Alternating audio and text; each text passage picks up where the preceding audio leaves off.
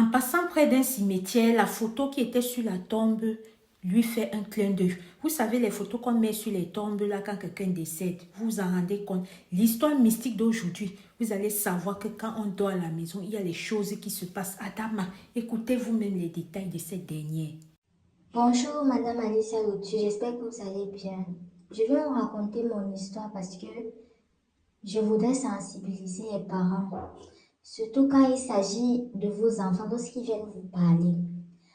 Il y a de cela quelques années, quand j'avais 11 ans, on habitait à Douala avec mes parents et ma maman c'était une vendeuse de beignets haricots. Et vous savez, le beignet haricot, le vrai goût du beignet haricot pour les connaisseurs, c'est au matin, 6 heures.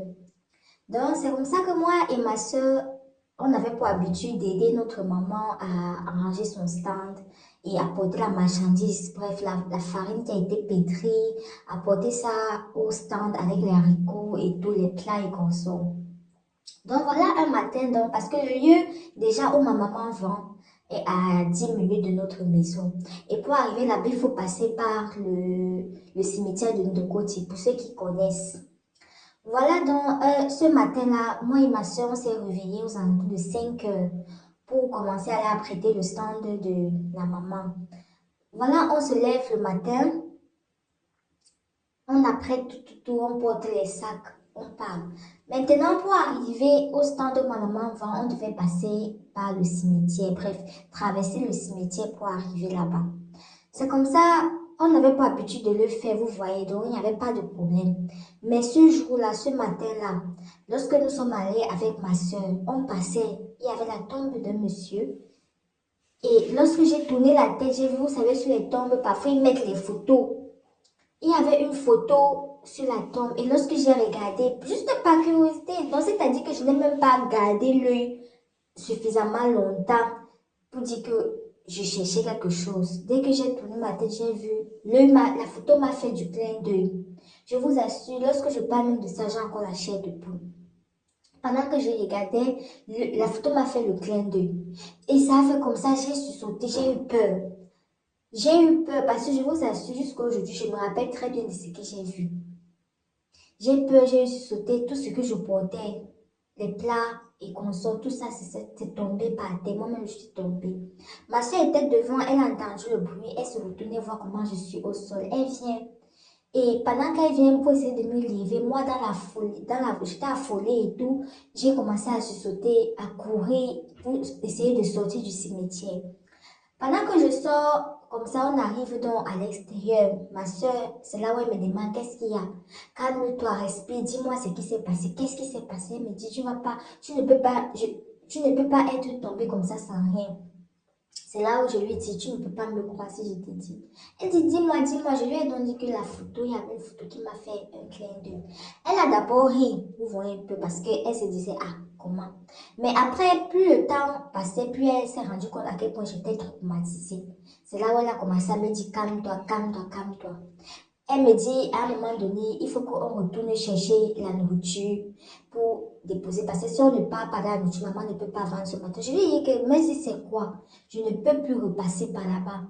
Elle me dit, ok, si tu ne veux plus repasser, alors au moins prendre tes barbouches. Parce que tu as tout laissé là-bas, alors au moins prendre tes chaussures. Regarde, tu as nu pied et tout. Je lui ai dit que non. Elle m'a convaincue. C'est comme ça que pendant qu'on partait, elle me tenait la main, j'étais derrière elle. Dès qu'on arrive devant l'endroit où je suis tombée, on se rend compte qu'il n'y a pas de photo. Elle me dit, mais tu as dit tu as vu une photo. Je lui ai dit, oui, j'ai vu la photo là-bas. Elle me dit, non, il n'y a pas de photo. Je regarde, je vois la photo avait disparu. Madame Alicia, ça avait disparu. C'est comme ça qu'on a porté les chaussures, on est reparti à la maison. Quand je suis arrivée à la maison, il a fallu expliquer à la maman pourquoi est-ce que je n'avais plus les choses et comment c'était tombé. Quand j'ai dit ça à ma maman, que j'ai vu une photo, ça m'a fait le clin d'œil, que quand on est reparti avec ma soeur, on n'a plus trouvé. Ma maman a crié, Seigneur, c'est quoi ça? C'est comme ça, elle a dit, laisse. Et ce qui est bien, c'est que ma maman, lorsque j'ai parlé tout de suite, là, elle m'a cru. Parce qu'elle a crié, hé Seigneur, et puis elle a dit, laisse. Attends, cette journée, elle n'est pas allée vendre. Elle est restée, elle a passé un coup de fil. Je ne sais pas qui elle a appelé, mais elle a passé un coup de fil ce jour-là. Et elle m'a dit, dans la soirée, aux alentours de 19 heures, après toi, on va aller voir quelqu'un. C'est comme ça, on est resté, le temps est passé. Et avant ça même, elle m'a donné de l'eau bénite elle a fait la prière du chapelet sur moi. Donc, quand 19h est arrivé, on allait voir un monsieur, je ne sais pas, ça devait être un tradit praticien prêtre, vous voyez, parce que c'était un prêtre, mais il avait des hôtels traditionnels chez lui. Donc, peut-être c'était un tradit praticien, mais en même temps qui a étudié la liturgie, bref, qui a fait l'école des pasteurs là. Donc, quand je suis arrivée là-bas, il m'a prise seule dans une pièce, il a demandé à ma maman d'attendre à côté. Il a commencé à parler sur moi en patois, c'était en langue béti. Il a commencé à parler sur moi en patois, brûler l'encens, faire tourner ça autour de moi, me demander de fermer les yeux. J'ai fermé les yeux, il a continué. Après, quand on est donc sorti, il a vu ma maman, il a expliqué à ma maman que ce que j'ai vu là, c'était un esprit voyageur. Et que normalement, je n'étais pas censée le voir. Je n'étais pas censée le voir. C'est pour ça que quand j'ai vu, la photo m'a fait le clin d'œil, puis ça a disparu. Donc, c'est un esprit voyageur et il venait pour quelqu'un d'autre. Il venait pour quelqu'un d'autre. Le fait que nos yeux se sont croisés maintenant, c'est comme si j'ai bloqué ce qu'il voulait faire ou bien j'ai découvert ce qu'il voulait faire. Donc, c'était un peu comme un esprit que vous voyez que certaines personnes qui sont parties là, des personnes utilisent encore leurs armes pour faire du mal à d'autres. Donc, le monsieur là, on l'avait envoyé pour faire le mal à quelqu'un. Mais le fait que je l'ai vu, c'est comme si ça a annulé ou bien ça a fait quoi. C'est pour ça que même la photo a disparu. Parce qu'apparemment, la photo, c'est quelqu'un qui a placé la photo là-bas sur le tombeau pour servir de portail, pour que la personne puisse se déplacer et puis revenir. Donc, c'est comme ça que la photo a disparu mystiquement. Et il me dit que là où je suis en danger. Il dit à ma maman, il me dit à moi que là où je suis en danger parce que j'ai vu et on risque de venir me faire du mal. On risque de passer la personne qui a envoyé l'esprit là. Quand la personne va s'en rendre compte que l'esprit n'a pas fait le travail, et puis, c'est une histoire de communication, donc ils vont savoir que c'est moi, on va commencer à nous chercher. Ma maman était en larmes, mais le papa là, moi-même, je vous assure, j'étais dépassée. J'avais 11 ans, imaginez un peu, je n'ai pas dormi pendant près de 3 mois parce que je faisais des cauchemars.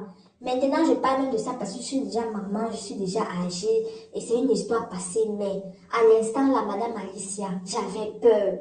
Je n'arrivais plus à fermer l'œil la nuit et l'image du monsieur là revenait sans cesse dans ma tête, sans cesse. Je faisais parfois des mauvais rêves. Non, le papa là, il a dit à ma maman, ne t'inquiète pas, vous êtes venu tôt, il y a moyen de bloquer, il y a moyen de couvrir ta fille afin qu'on ne puisse pas la retrouver.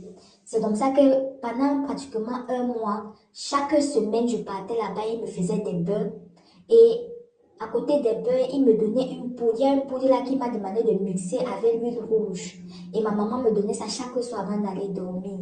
Et à côté de ça aussi, il m'a donné des versets dans la Bible à lire, à faire des prières, à méditer. Et le jeûne aussi, oui.